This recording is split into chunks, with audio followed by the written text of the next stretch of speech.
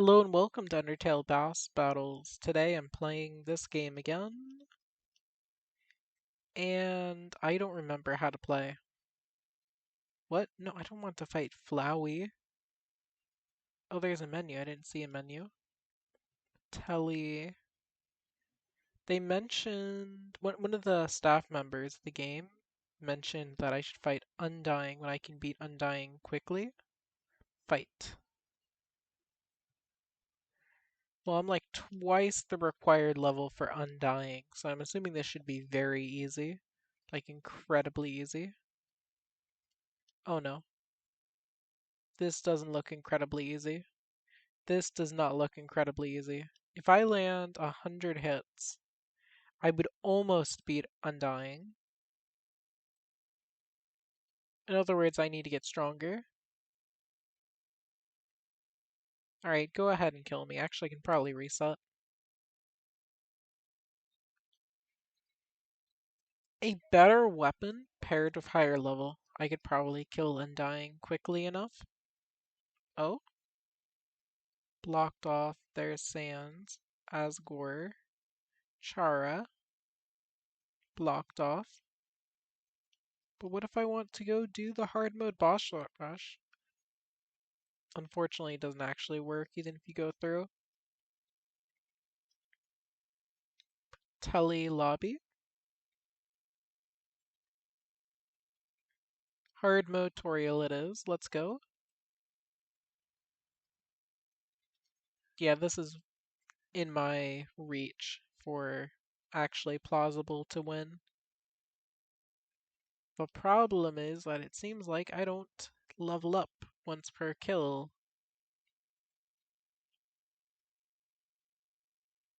Papyrus costs, or gives more, right? But it has more health, meaning it costs me more time.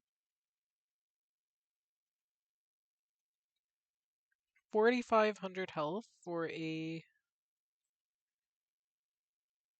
what is it? I want to say 75% increase. Alright, we need to fight Toriel again. We need to compare how much it is costing and giving. Alright, so 4,500 on Papyrus. Back to Toriel. Yeah, so Papyrus has 300% the health, but only gives 75% additional XP. Meaning Toriel is more optimal than Papyrus until I can speed up the fights. Toriel, you're going to die again. I'm sure that when I last played the game, I had so much money that I could afford the best weapon in the game and just forgot to buy it. I'm going to check right now and see that I had 10,000. What can I buy for 10,000? Nothing.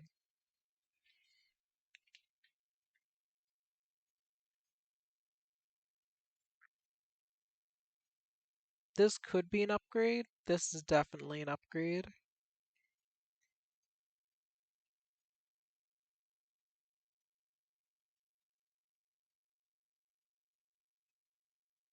What am I wearing?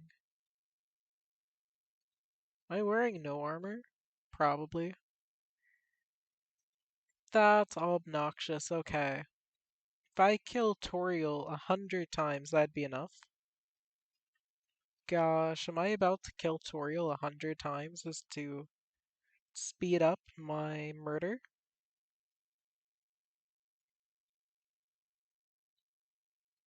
Alright, that's one time.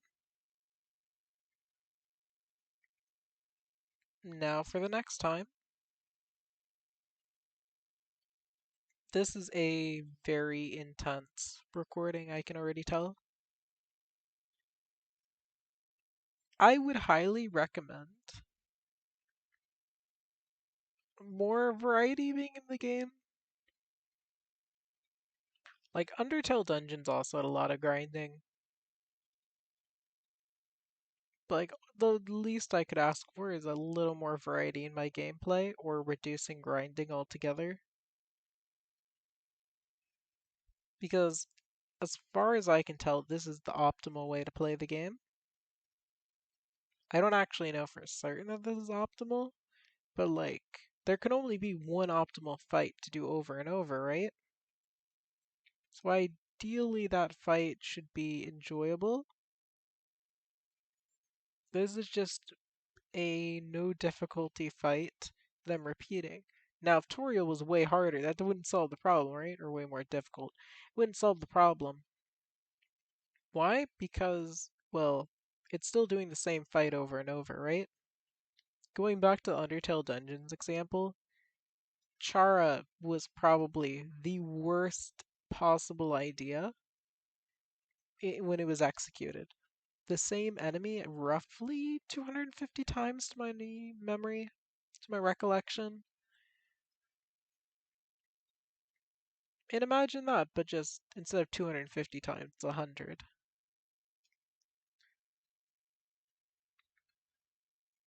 Just over and over again. It'll probably be a little while until I can reduce the amount of hits required on Toriel. I think when I get my damage to 300, which will be in about 8 levels, 8 more levels.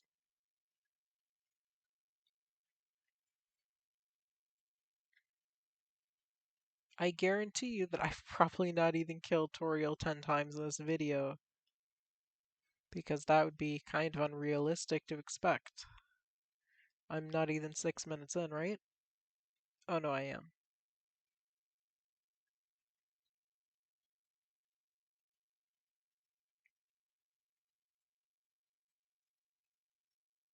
Like, when I have to go through a game, I want either the game to speed up if it's going to make me go through stuff, um, then I want it to be fun. This is grinding for the sake of grinding.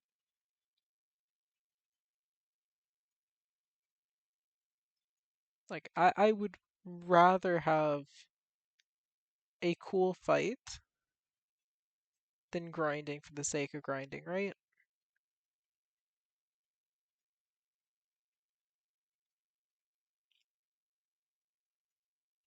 Like, think about Undertale in its genocide run.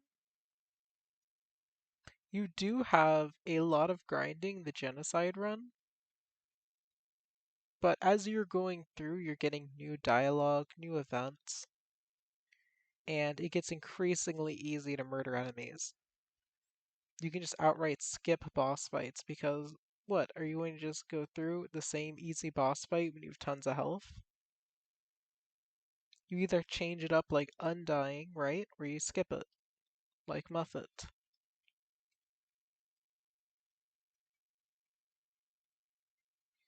I think the only I wouldn't have minded if Toby elected to make more cool fights just for genocide, like Neo or Asgore slash Flowey.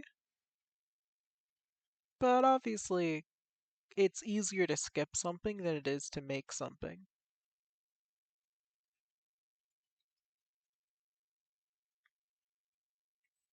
Let's see.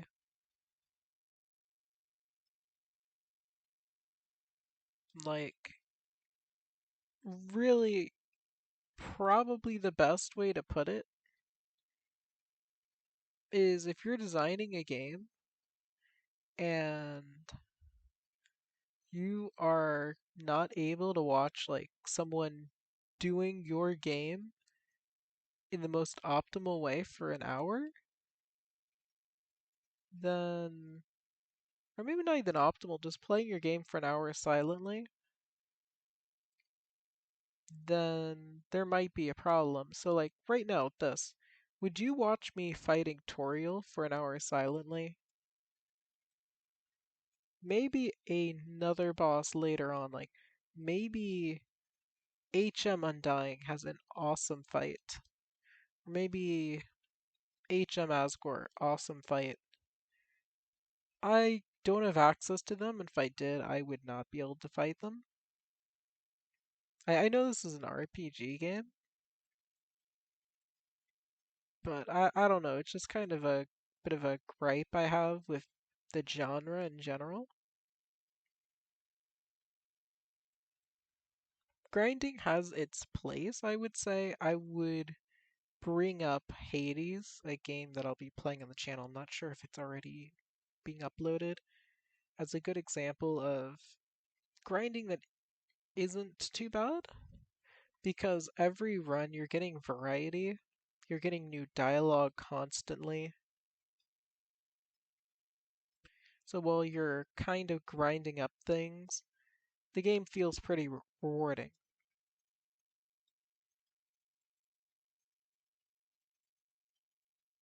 If you had absolutely everything in Hades, though, right from the get go, like all the equipment,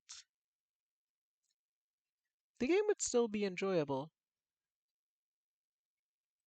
I think the same thing goes for, say, Binding of Isaac, right?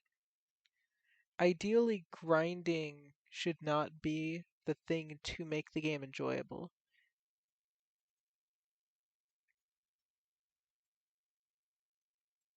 Let's see.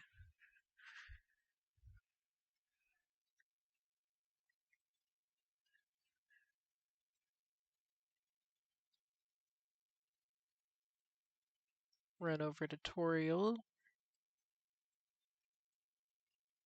Another issue I have with grinding is it is entirely based on how much time you have. And the busier you are as a person, the less doable that is. Like, maybe if you're young, still like in elementary school, you aren't getting too insane of a workload and you can find time. But I think the people who need games the most are probably the ones with the least amount of time. And grinding naturally makes that not very appealing to really busy people. Like even if you have time, you probably still don't want to grind. But if the whole thing is like you to grind to get to the fun parts, chances are they're just going to opt for going right to the fun parts in a game that does that.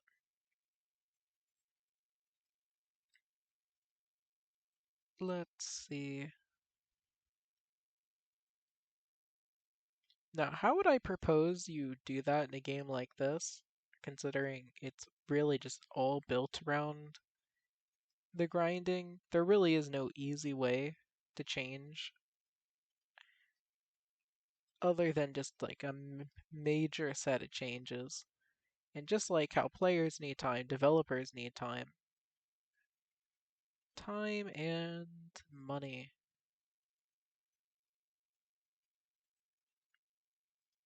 So I don't really expect any major changes done. And I can tell you that talking to myself about this has actually been surprisingly entertaining for me. I'm not sure about all of you.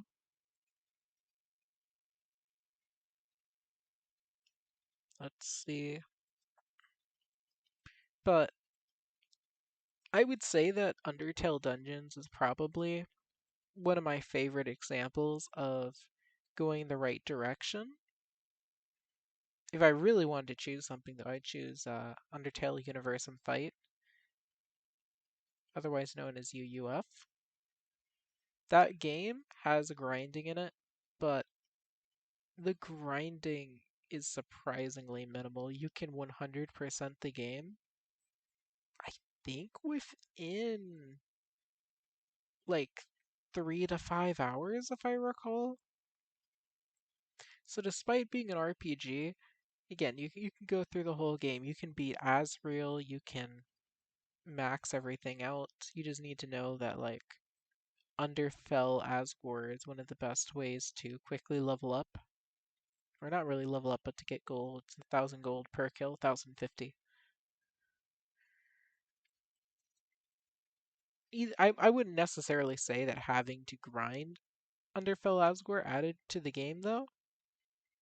That's probably still an issue. Yeah, I would say it's an issue, but I would say it's a little more negligible just because you can quickly get your first reset. I can actually check right now. I'll wait until what am I worried that Toriel's going to kill me? No, I'm not. Undertale Universum fight. Let's go ahead and just take a look. I got my first reset on part 3, which implies 1 hour into my gameplay roughly. And by part 12, again, if we assume 20 minutes per part, on hour 4, I beat all the final bosses. Yeah, part 8, I was on my 4th reset. So if we use UUF as a standard, right, these games would allow you to reset in about an hour.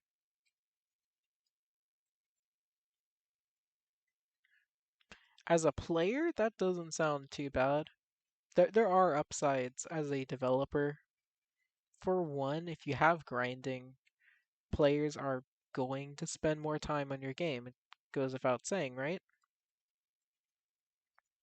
If players want to finish the game, then they need to spend more time on it. That gives you more time to keep players potentially appeased and also just more time as a developer to relax. Let's see. Adding in fake difficulty or grinding can also motivate players when there's a pay to win system to spend money. Let's see, does this game have a pay to win system? It has passes, but passes aren't always pay to win. The game passes don't. And the one I opened up, Epic Sands, it didn't say whether it was a overpowered weapon or not. But yeah, fake difficulty and grinding can also be a way to motivate spending money. Undertale Dungeons is a good example of that. Surprisingly, UUF has it does have a way to pay for an advantage, but everything I did was without that pay to win advantage. If I had it, I mean, not much would have changed other than maybe I would have won difficult fights faster. Because I think the pay to win thing is you get double tokens, so you can slightly increase your health further, slightly increase your damage further.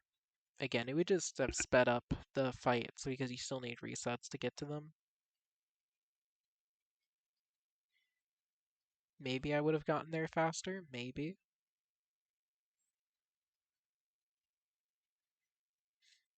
Toriel.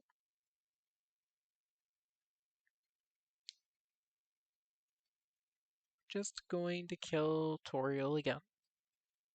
We're almost at 300 per hit, which will mean that it'll take me one whole less hit per Toriel fight to defeat her. That is progress, I believe. So, if you want an example for grinding for the developer side really being used for like buying more time, look no further than Undertale Last Corridor. Think about that game, right? There is no real upside to making a fighting game and designing characters where they can be straight up useless without upgrades or decent at best. The only reason the upgrades really have a purpose isn't to add to the game. It's to make it so players spend more time working on things. And consider Adrian, right? Adrian has had a bit of a history of delays, right? Most developers will, when they work on these games, will keep the upgrade system in. And it makes sense, right? Again, it's making players work towards something. So it takes longer for players to be asking, when is the next update? When are you making the new update? What's taking you so long? Come on.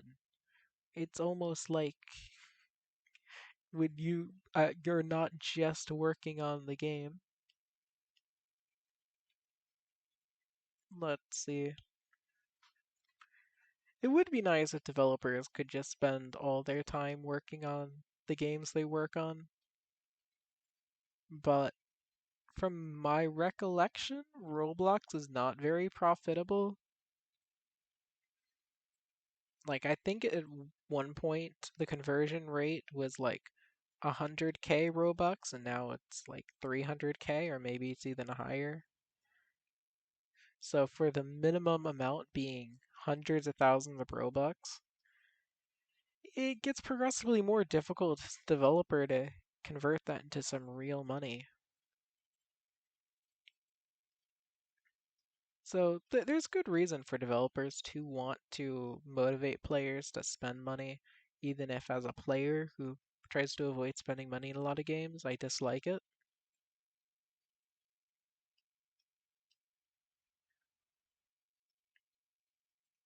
Let's see, like going back to Undertale Dungeons, that game, I'm not sure if it still is, but it was pay to win. You could pay to get extra XP, and then a True Lab, maybe it had the best gear at one point, certainly didn't when I was playing. But then beyond that, they eventually released spells that were 100% pay to win. Basically, the Chara fight was designed for those. Bucket's plan probably to make the fight really poorly designed so people would spend money to beat it. And I think now there's something where you get 2 levels per level. The point is that, well, since it isn't profitable, really, they try to make a profit. I wouldn't consider that a bad thing. More of a flaw on Roblox's end, maybe. I'm not even sure if I can blame Roblox for not wanting to lose money by encouraging developers to spend more time. I would imagine it'd be beneficial for Roblox to make it more profitable for creators, but what do I know? 30,000, alright. Toriel, now that it only takes me 5 hits to kill you, I can now farm you much faster. So you better live in fear, because I'm going right for that wonderful 50,000 weapon.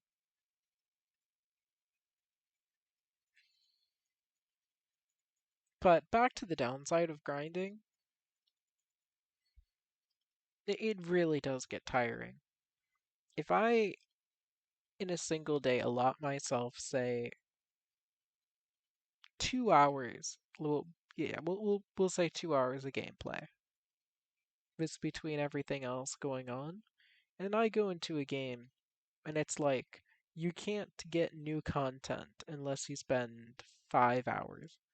Am I really going to want to spend 2.5 days unlocking new content in the game? Probably not, right?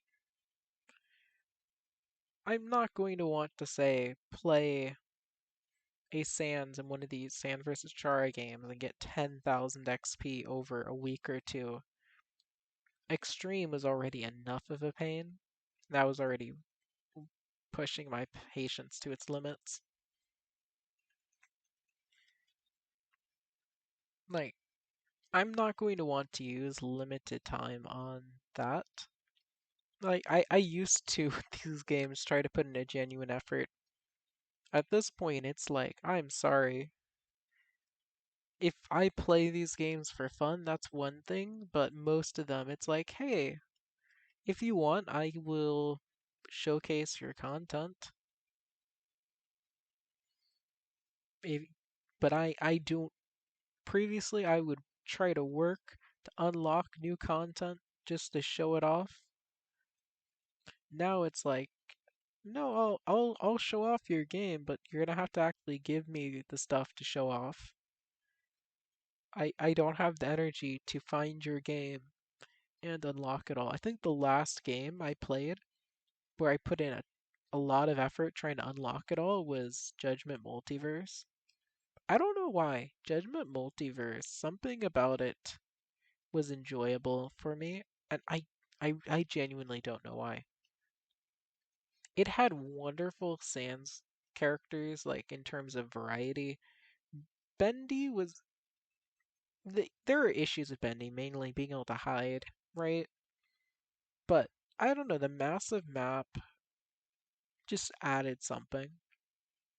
The game had a charm, and I'm pretty sure I unlocked most things that I had. Ironically, that was one of the games I was accused of being given the stuff, I think, the most. And it's funny because that was one of the last game I really put in effort trying to unlock things.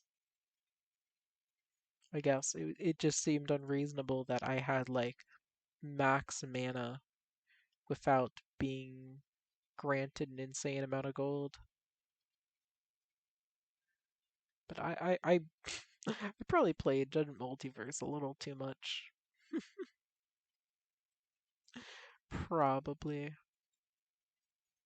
But hey, it did result in some decent content. Let's see. At this point, though, I don't know, even free content from these Sans versus Chara games or Undertale games in general, it's tiring.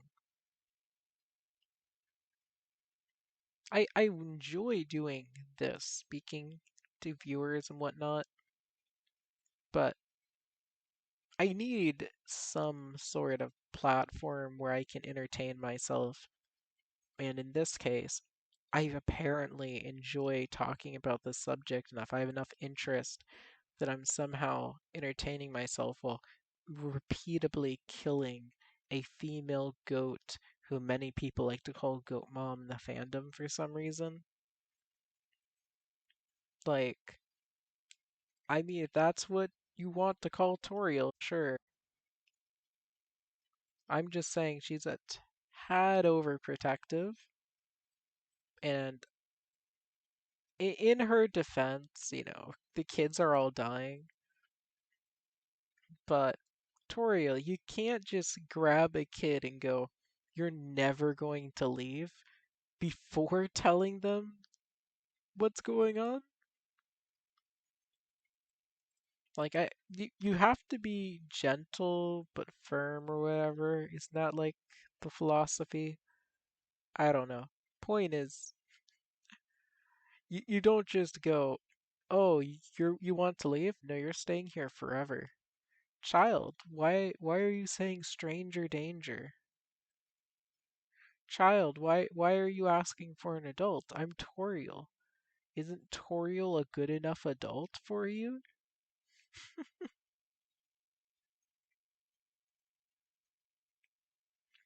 Let's run up tutorial again.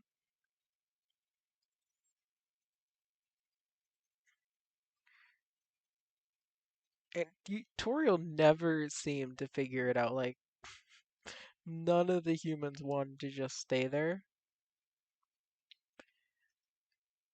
I'm just saying that, you know, Underground doesn't seem like too bad of a place. Like, you could probably learn magic. That's already super appealing. Who doesn't want to be isekai'd?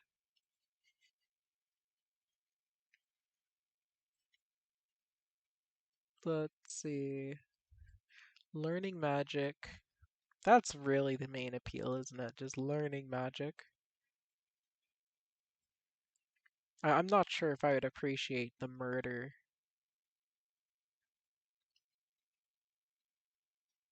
Alright, another kill.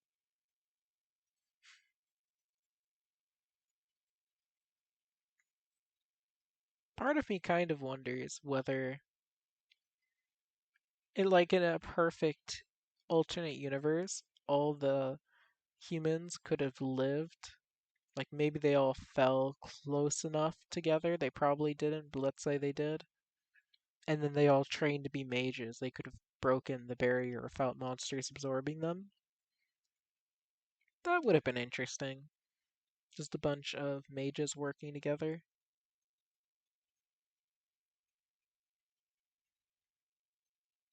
We're almost at 40,000. Almost. Then it's just going to take like 25 more kills. Oh my gosh, that means we've probably almost killed Toriel 75 times. Toriel, are you proud of me? Am I your child? Toriel, am I your favorite child? Come on, the fandom must know. Am I the favorite child? 309. But yeah, living in the underground probably wouldn't be ideal. There's a land of lava, and like I don't care that I can reset time, right? If you fall in lava and you aren't like a hat made of fire or that's on fire, right? That's probably going to hurt a lot.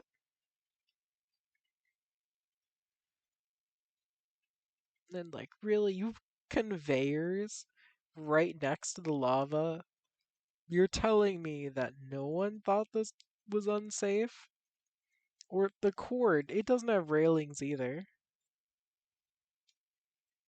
Like, come on, your royal scientist fell in there, and you're not like, hey guys. I mean, it's not confirmed he fell. He could have. There are other machines that Gaster could have made that he may have fallen into. For example, a certain cloaked machine in Sans' lab.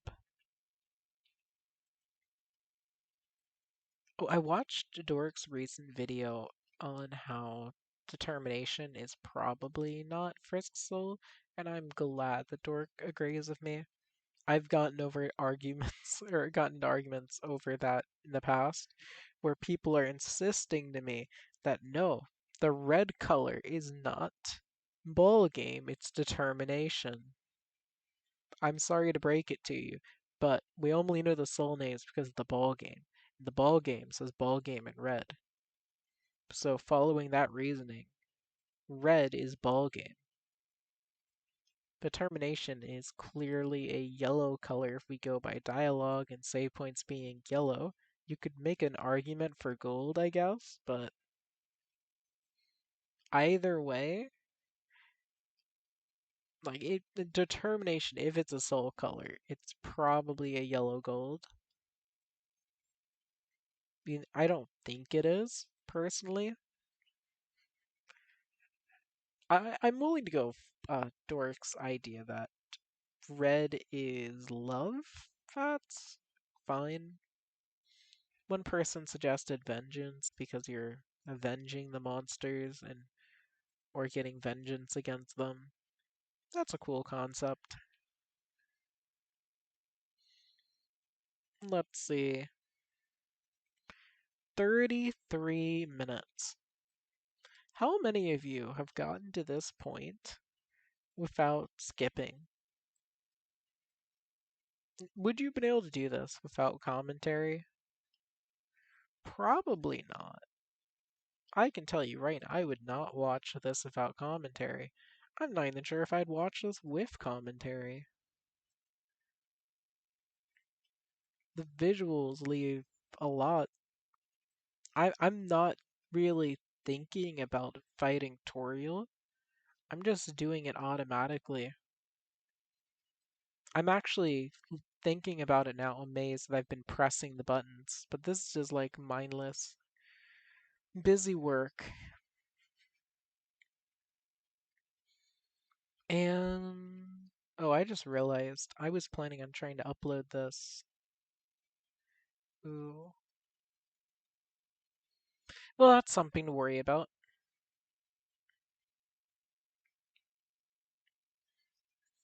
Well, I'm not going to worry about it. Toriel, get over here. I need to get 50,000 gold. Dead. So I need to raise my damage to some quantity if I want to reduce it to 4 hits. Probably 400, right? No, 400 is too much. 300 something then.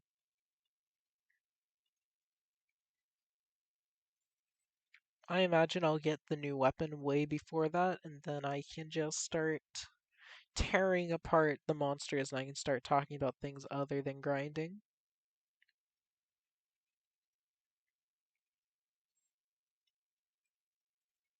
That's another thing. You have to grind so much to see improvement.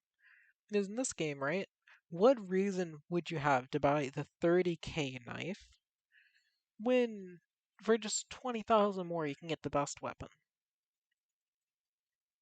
Like, basically, the best arguments are either increase the best weapon, please don't, or lower the cost of the 30k like 10k, which I know would cause a huge power upset between the weapons, so of course it's not going to be done. Again, it kind of goes back into the game would probably need a bunch of massive changes, and then it wouldn't even be the game anymore. Starting a new game from scratch is a pain, so it's easier just to kind of build on what exists. Doesn't mean I have to like it though. Alright, we get 400 gold per round. We're probably looking at, what, about 6 more? 7 more? And then I am done. Maybe I'll use the knife on Toriel once before finishing, just to enjoy and relish Toriel's immediate casualty. Toriel, I would think that you're used to dying. Or does dying give you that much nostalgia? 6 more. 1, 2, 3, 4, 5. In general, how many people watch the whole videos when I make them?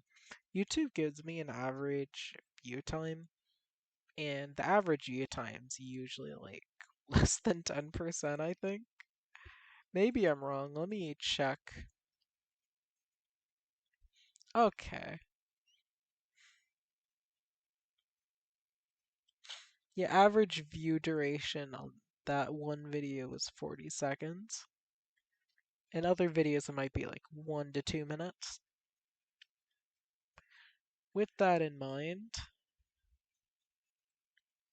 part of it's probably the fact that I'm not keeping things too interesting throughout. Like right now, I imagine that there's potential this could be more interesting because I'm maintaining somewhat a conversation. But if I wasn't, this would be way less interesting.